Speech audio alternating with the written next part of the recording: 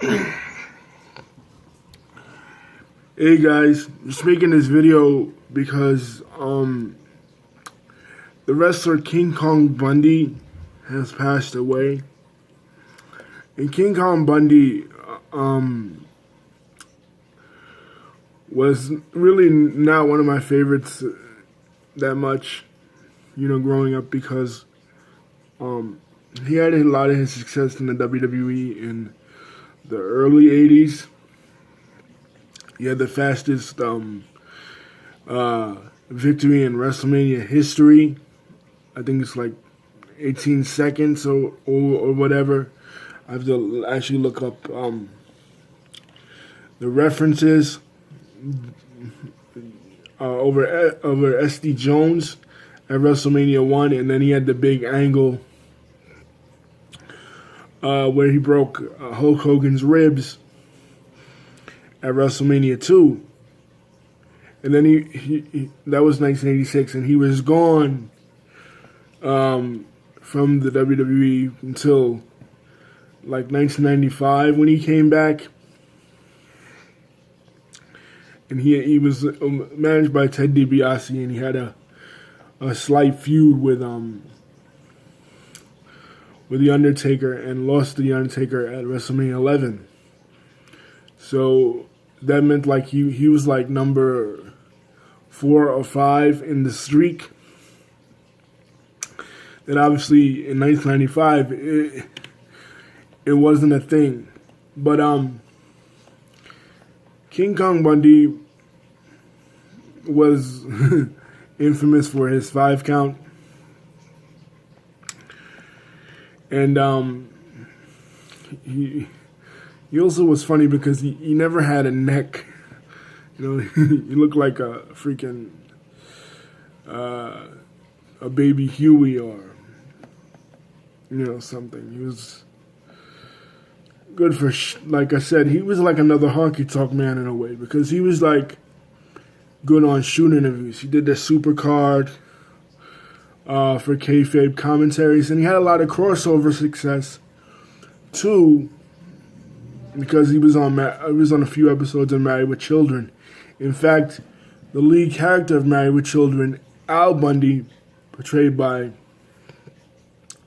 Ed O'Neill, who is now a big star on the show Modern Family, but at that time in the 80s and 90s was a star on Married with Children, was named after him. Both the families on Married with Children were named after famous professional wrestlers. The Rhodeses,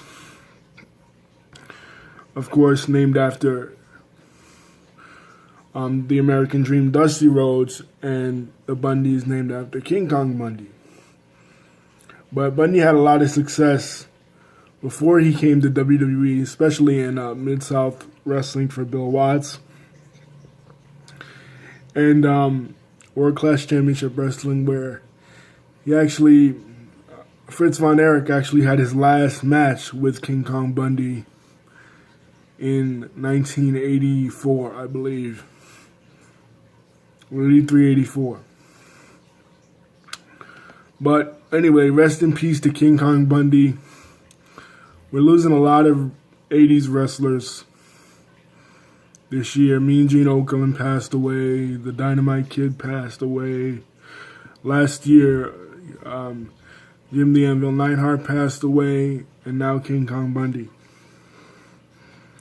In other celebrity news, Luke Perry, star of TV shows 90210, who played Dylan McKay, has also passed away.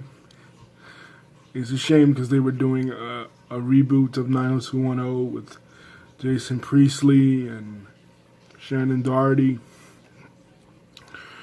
But I guess that's how that works. And Luke was only 52, very young. I was never really a fan of 90210. I watched it for like the first season, but never really got into it. Was more of a Saved by the Bell type of person. And I did kind of return to watching it when Tiffany Amber Thiessen left Saved by the Bell and went to 902.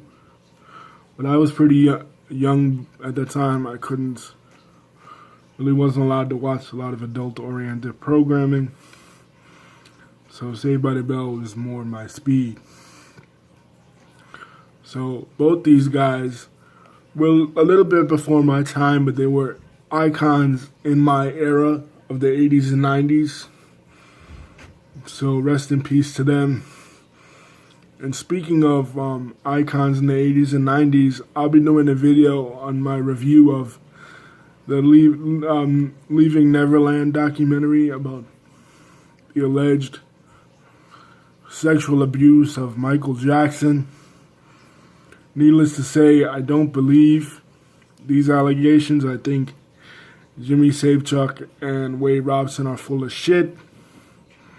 And I'll be giving my thoughts as to why I believe that. Other goings on politically, I want to make a video about Michael Cohen's testimony to Congress on Trump, Russian collusion, and I also want to make a video on Ronda Rousey's heel turn last night on Raw. But I'll be doing that later on in the day. Peace.